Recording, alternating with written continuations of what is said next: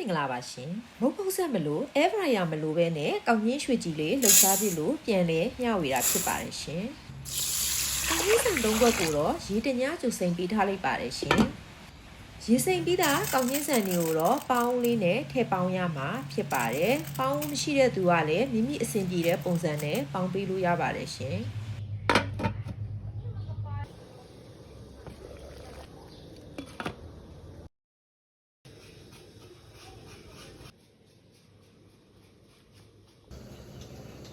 ကောင်းကြီးရွှေကြည်လုပ်ဖို့အတွက်ပါဝင်ပစ္စည်းတွေကတော့တကြား6စွန်း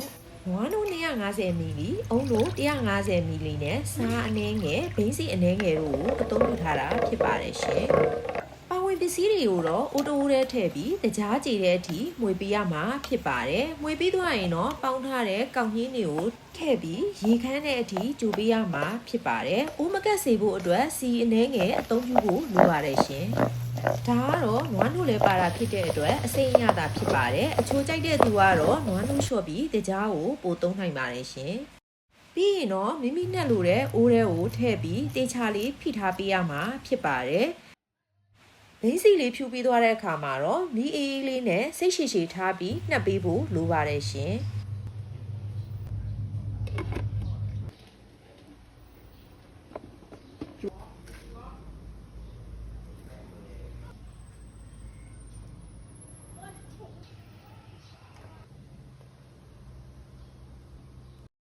2 နာရီလောက်အေးခံပြီးရင်တော့ကောင်းကြီးရွှေကြည်လေးစားလို့ရပါပြီရှင်စားကြပါအောင်ရှင်အားလုံးကိုကျေးဇူးတင်ပါတယ်